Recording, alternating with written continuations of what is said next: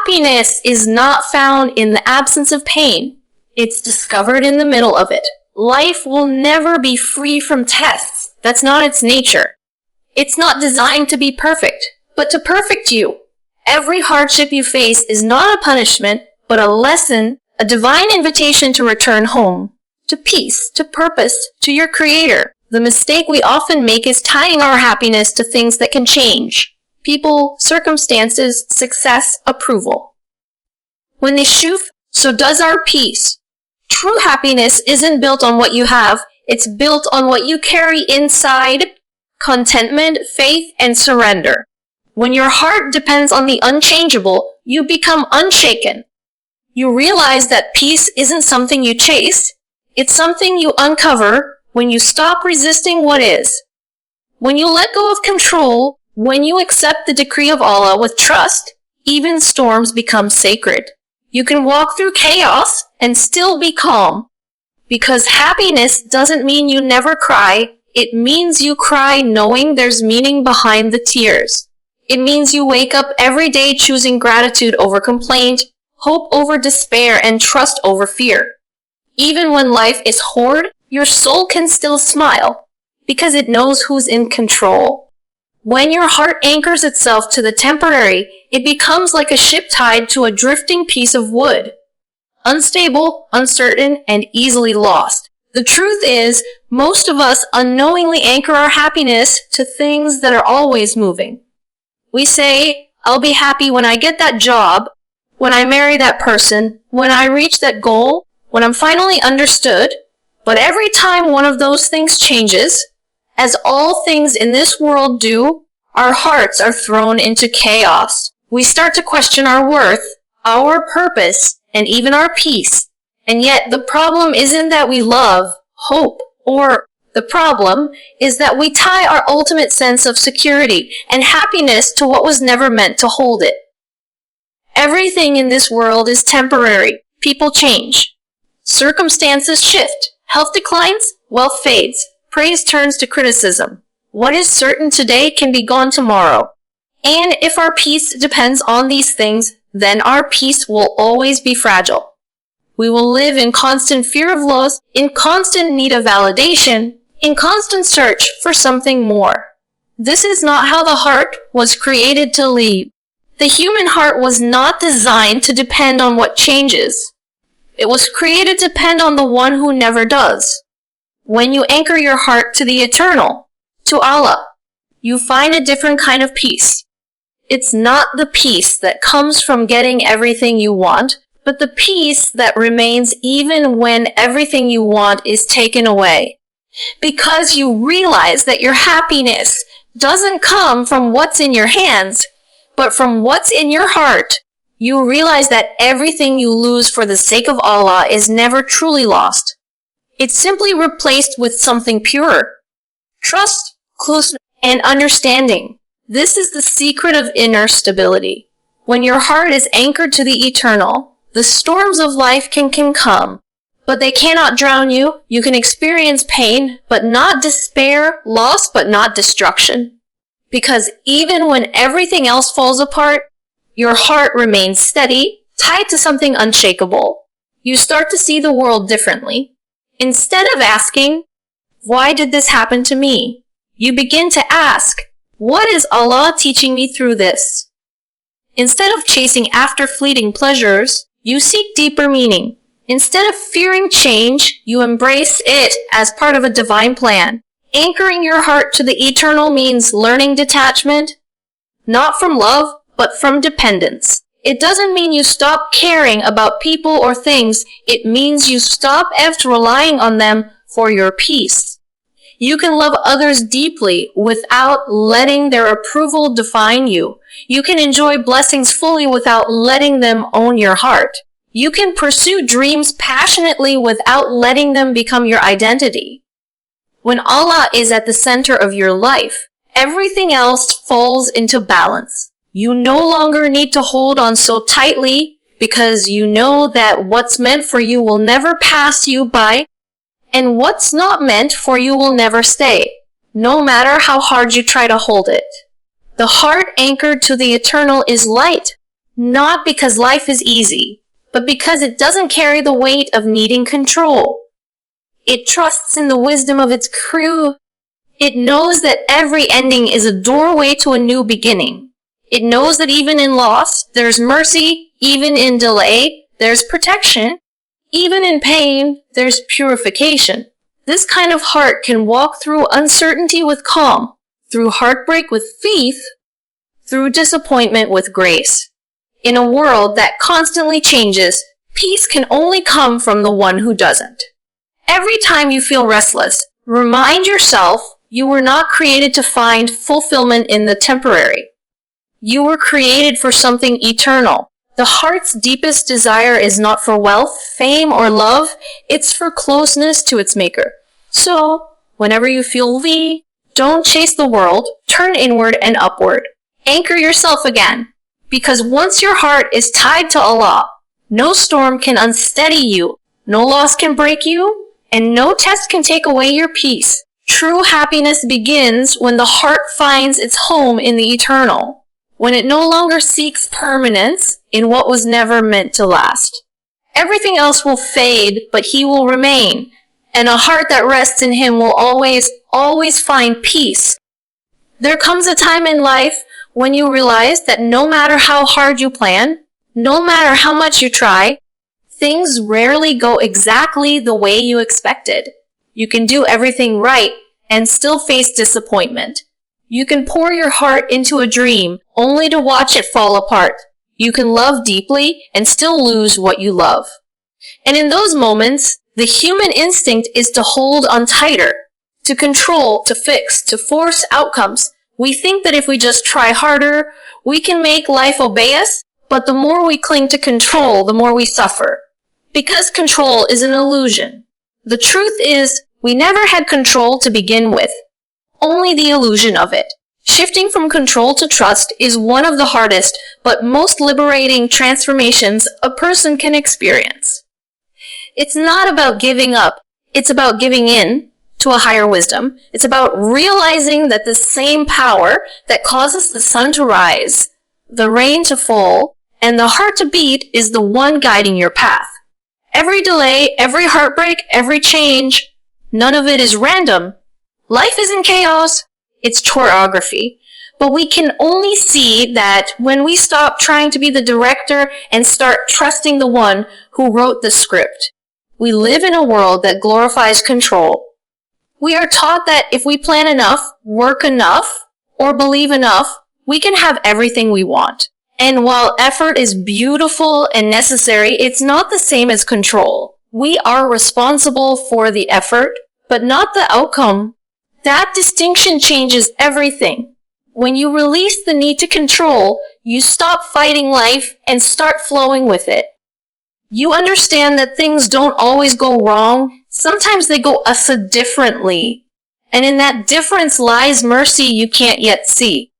Trust doesn't mean you'll never struggle or doubt. It means you keep walking even when the road ahead is hidden.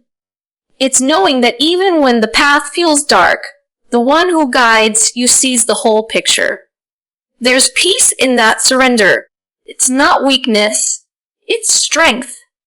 Because it takes real strength to admit that you don't know what's best, but you believe that Allah knows.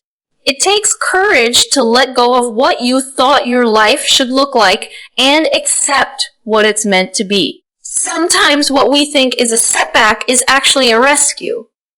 The door that closed was saving you from something unseen. The delay you hated was preparing you for something greater. The person who left was making space for peace you didn't know you needed. But when you're focused on control, you miss the wisdom in the unfolding. You become bitter instead of better. Trust allows you to see through a different lens. It reminds you that everything that happens is either for your growth or your protection. Nothing is wasted. When you shift from control to trust, anxiety begins to loosen its grip.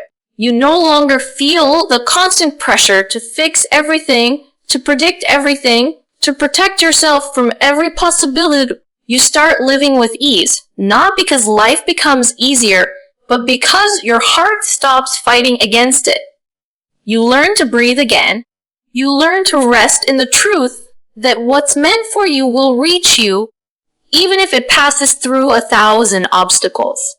And what isn't meant for you will miss you, even if it stands right in front of you. Surrendering control doesn't mean you stop caring about your life. It means you stop carrying what was never yours to carry. You still dream, you still plan, you still strive, but you do it with open hands. You take the steps, and then you let go of the outcome. You understand that peace is not found in certainty, but in trust. And that trust is a form of worship. Every time you say, I trust you, Ya Allah, you're not just expressing faith, you're freeing your soul. Letting go of control is not losing power, it's gaining peace. It's realizing that your story is being written by a hand far more merciful than your own. You stop trying to rush through your own and start appreciating the journey. You start believing that maybe the things that broke you were not meant to destroy you, but to teach you how to lean on the one who never leaves. In the end, life will always be uncertain. You will not always understand the why, but you can always trust the whoa. The one who knows every tear you've cried, every prayer you've whispered, every secret longing you've hidden, he knows. And his plan is not random, it's perfectly timed, perfectly measured, perfectly suited for your soul. So loosen your grip, take a deep breath, and trust that even when you don't have control, you are being guided, protected, and loved by the one who always does. When life brings pain, our first instinct is to resist it, to push it away, to question it, to label it as something bad. We tell ourselves, this shouldn't be happening, and we spend our energy fighting reality. But what if hardship isn't your enemy? What if it's your greatest teacher, sent not to break you, but to awaken you? Every test that touches your life carries a lesson wrapped in discomfort.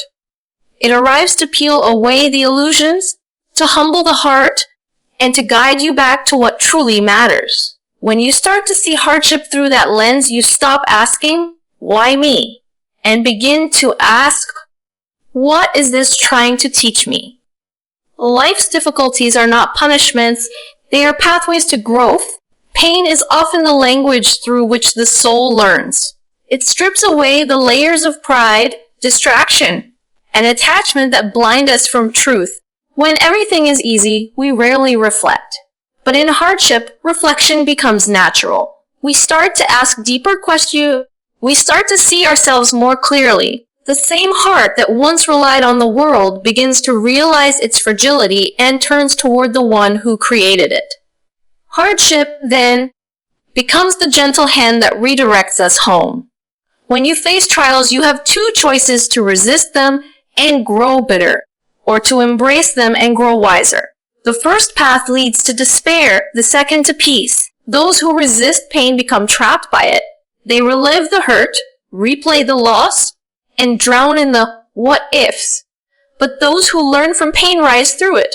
They take the lesson, leave the rest, and move forward with deeper faith.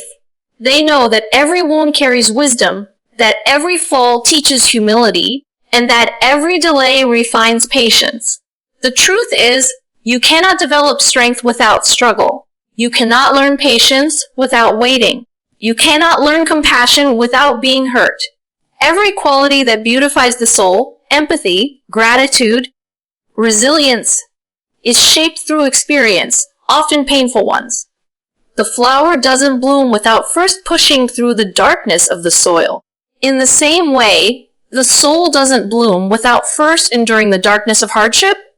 That's not cruelty, it's mercy in disguise. When hardship arrives, it often feels like a storm, loud, confusing, and uncontrollable. But even storms serve a purpose. They clear the air, wash away what's toxic, and prepare the earth for new growth. In your life, hardship does the same. It clears your heart of arrogance, ego, and false attachments. It reminds you that you are not in control, and that's a good thing. Because once you surrender that illusion, you open yourself to something far more beautiful: trust. You begin to rely less on the world and more on the one who never leaves. Sometimes the very thing you think is destroying you is actually building you. The heartbreak that shattered your plans might have saved your soul. The failure that humiliated you might have purified your intentions. The delay that frustrated you might have protected you from harm. But you only see this when you look back, when time softens the pain and reveals the wisdom hidden within it. So, while you're in the middle of the storm, remind yourself that you're not being punished, you're being prepared. To see hardship as a teacher means shifting your perspective from victimhood to growth. Instead of saying, "Why did this happen to me?" say, "What can I learn from this?" Instead of closing your heart in fear, open it in faith.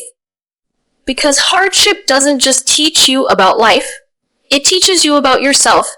It reveals your strengths, your weaknesses, your priorities, and your resilience. It shows you how much you can endure and how much more beautiful your heart becomes when it learns to... There's a kind of beauty that only grows in brokenness, a softness, a wisdom, a compassion that can't be learned in these. That's why some of the most peaceful souls are not the ones who lived easy lives, but those who faced difficulty and found meaning within it. They don't fear pain anymore because they know it's not the end, it's the beginning of transformation. So, the next time hardship knocks on your door, don't run from it. Sit with it. Listen to it. Ask what it came to show you. Maybe it's teaching you patience. Maybe it's cleansing your heart. Maybe it's drawing you closer to your Creator. Whatever, trust that there is purpose in the pain.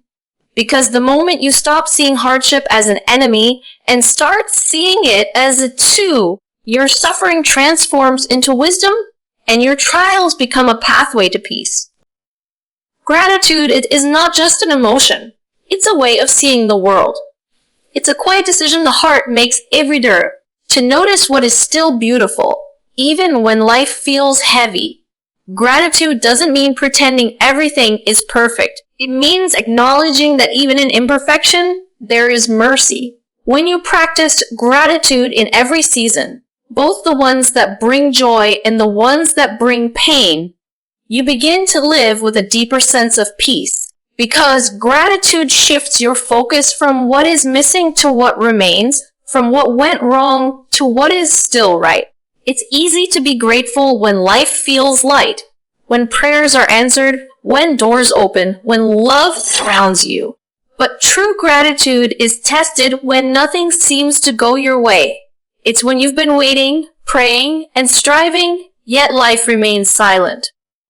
It's in those moments that gratitude becomes an act of faith, not just a feeling.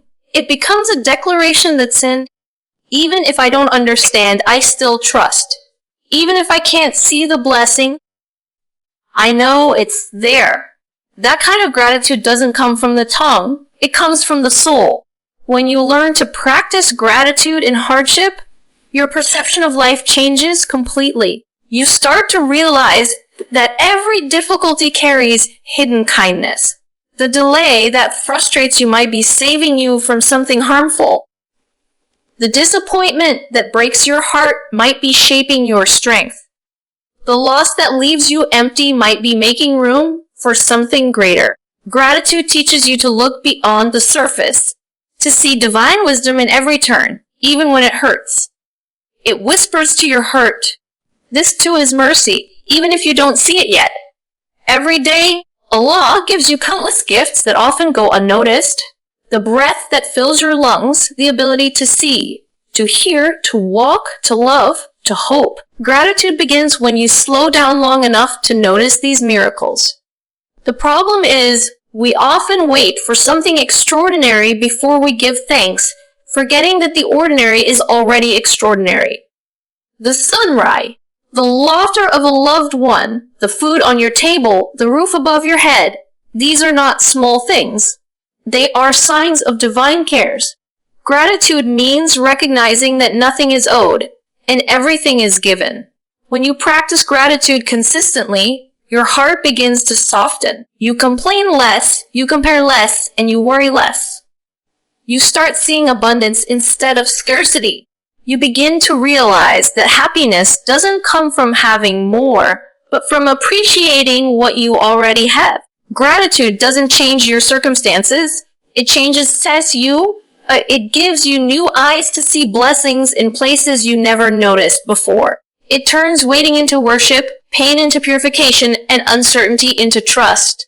Sometimes, the hardest seasons are the ones that teach you the most about gratitude. When you lose something you once took for granted, you begin to understand its value. When you face hardship, you realize how dependent you truly are on Allah's mercy. Gratitude then becomes a form of remembrance, a constant reminder that everything you have and everything you lose is by His will. Even when He takes, He gives in another way. The heart that practices gratitude learns to see this balance and finds peace in it. Gratitude is also a form of healing. It pulls your heart out of darkness and brings it back into the light. When you focus on what's missing, your soul feeds, but when you focus on what's present, you begin to feel whole again. Gratitude grounds you. It brings you back to now, to the present moment, to the gifts that surround you right here. And in that awareness, peace quietly returns. In every season, whether of joy or sorrow, gain or loss, there is always something to thank Allah for. Even when you can't find anything outwardly good, you can still be grateful for the strength to endure, for the faith that keeps you standing, for the lessons hidden within the struggle. Gratitude doesn't erase pain, but it gives it purpose. It reminds you that even in hardship, you are never forsaken. The most beautiful souls are those who say zealous alhamdulillah, not only when life is easy, but when life is uncertain. They don't wait for perfection to give thanks. They give thanks and find perfection in whatever Allah decrees. No matter what season you find yourself in, spring or storm, joy or loss, choose gratitude. Whisper alhamdulillah for what was, for what is, and for what will be. Because the one who practices gratitude in every season discovers that every season, no matter how difficult, carries within it a hidden blessing, and through that gratitude, the heart finds peace. The world we live in constantly demands our attention. Every day, our minds are filled with noise, endless tasks, notifications, conversations, and worries. We take care of our bodies with food and rest, but often forget that our souls need nourishment too. When the soul is neglected, even the smallest problems feel heavy. We lose our sense of peace, we become restless, anxious, and empty. That's because the soul was not created to survive on worldly distractions. It was created to thrive on connection with its Creator. Feeding your soul daily is not a luxury, it's a necessity. It's how you stay spiritually alive in a world that constantly pulls you away from what truly matters. The soul is like a garden. If you don't water it, weeds of doubt, fear, and discontent will grow. Feeding your soul means giving it what it was made for: remembrance, reflection, prayer, and closeness to Allah. These are not just rituals, they are lifelines. Each moment spent in sincere remembrance revives something deep within you. It realigns your heart with peace, your mind with purpose, and your spirit with strength. Just as your body weakens when it's starved of food, your heart weakens when it's starved of faith. That's why feeding your soul must become a daily act of care, not something reserved for moments of crisis. Start each day with a moment of connection, with a quiet remembrance that your life is not random. The simple act of saying the 6th Alhamdulillah before your day begins can shift your entire outlook. It reminds your soul that everything you experience, every breath you take, is a gift. Spend a few minutes in prayer not just as a routine, but as a conversation with the one who knows you better than you know yourself. When you speak to Allah with sincerity, your soul finds relief that no worldly comfort can offer. Feeding your soul also means giving it space to breathe. Step away from the rush of the world every once in a while. Disconnect from the constant noise and turn inward. Reflect. Ask yourself, what is my heart full of right now? What am I chasing, and is it bringing me closer to peace or farther from it? This kind of reflection is nourishment. It cleanses the heart from attachment to the temporary and reminds you of what is eternal. The Quran is food for the soul unlike anything else. It's not just a book to be read, it's a light to be lived by. When you recite even a single verse with awareness, you are feeding your heart divine words that heal. The Prophet said, "Verily, in the remembrance of Allah do hearts find rest." That rest is not temporary. It's the kind of peace that stays even when life gets hard. If you make a habit of connecting with the Quran daily, even for a few minutes, you'll notice how your inner world changes. Worry begins to lessen, gratitude grows, and clarity returns. Sometimes feeding your soul means serving others. When you extend kindness, forgive, or help someone in need, your heart expands. That expansion is nourishment. The more you give for the sake of Allah, the lighter your soul feels, because the soul was never meant to find joy in taking, it was meant to find joy in giving. And sometimes, feeding your soul simply means being still, sitting in silence, looking at the sky, feeling the wind, and remembering that you are part of something far greater. The world often convinces us that we must always be doing something, achieving something, proving something. But the soul doesn't grow through constant motion. It grows through stillness, through presence, through awareness of Allah in every moment. If you don't feed your soul daily, life starts to lose meaning. You can have success, wealth, relationships, and comfort, yet still feel an emptiness you can't explain. That emptiness is the hunger of the soul, a reminder that nothing in this world can replace spiritual nourishment. Feeding your soul doesn't mean isolating yourself from life. It means living it with consciousness, grounding every action, every word, every intention in faith. So, make it a habit. Feed your soul the way you feed your body. Talk to Allah in your own words. Reflect on your blessings. Read even a few lines of the Quran. Sit in silence. Breathe deeply. Remember who you are and who you belong to. Do it every day, not because you have to, but because your heart deserves it. Because when the soul is nourished, everything else falls into balance. You become calmer, more patient, more compassionate. The chaos around you doesn't shake you the same way. You find meaning in the mundane, hope in the hardship, and beauty in the ordinary. A soul fed daily is a soul at peace. And that peace is the most precious nourishment of all. Letting go and letting God is one of the deepest acts of faith a person can experience. It is the moment when you stop trying to carry the weight of the world on your shoulders and finally hand it over to the one who can hold it all with ease. It's the moment when you realize that no amount of worry, planning, or control can change what was never yours to control in the first place. Letting go doesn't mean giving up. It means giving in to divine wisdom. It means trusting that even when you don't understand the path, the one who created it does. We spend so much of our lives holding on to people, plans, expectations, outcomes, fears, and regrets. We cling to them because we think that by doing so, we can protect ourselves from pain or disappointment. But what we don't realize is that the tighter we hold, the more we suffer. The truth is, life is meant to flow, not to be gripped. Everything in this world moves through cycles. Gain and loss, joy and pain, beginnings and endings. And if we try to resist that natural rhythm, we only exhaust our souls. Letting go and letting God means accepting that some things are beyond your power. It's understanding that what is written for you will reach you, and what isn't meant for you will pass you by, no matter how hard you chase it. It's about surrendering the illusion that you can control every detail of your life. Because the reality is, you can plan perfectly and still face detours. You can love sincerely and still experience loss. You can pray for something with all your heart and still be told, not yet, or not this. But those moments of unanswered prayers are not rejections. They're redirections, guided by divine mercy.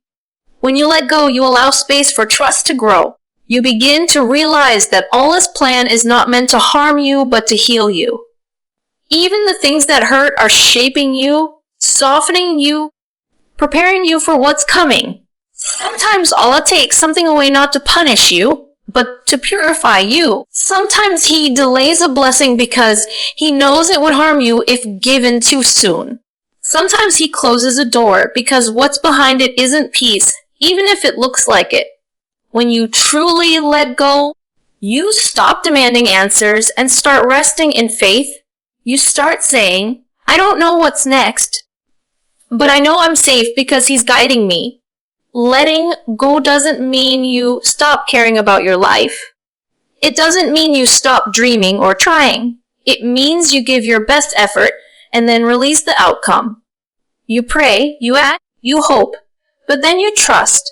You stop replaying what went wrong, stop questioning why it happened, stop punishing yourself for things beyond your control.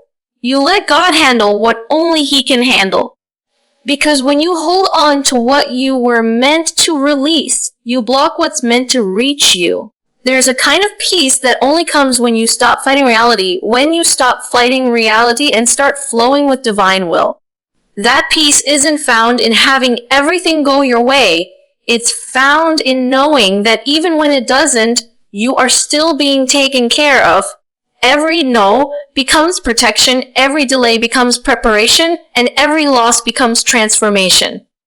When you let God take over, life doesn't suddenly become easy, but your heart becomes light. The storms may not stop, but you stop fearing them because you know who commands the waves. Letting go and letting God also means forgiving yourself and others. It means releasing the burden of resentment, guilt, and anger. You stop carrying what was never meant to define you. You start trusting that Allah is just that He will heal and that He will restore. You stop needing closure from the world because your closure comes from acceptance. Knowing that everything unfolded exactly as it was meant to. When you reach that state of surrender, your heart softens. You start living with humility, gratitude, and calm. You no longer need to have all the answers. You just need to have faith. You begin to notice the beauty in the unknown, the way Allah's timing aligns perfectly, the way something you once cried over turns into something you later thank Him for. You start to see that every letting go is also a letting in, a space created for something better, something purer, something meant for you. So breathe. Loosen your grip. You were never meant to carry everything. You were never meant to control the whole story. Just to walk it with faith. Say to your heart, let go. Let God, because the moment you release what was never yours, you'll finally make room for, and when peace enters, you'll understand that surrender was never about losing. It was about finally trusting the one who was guiding you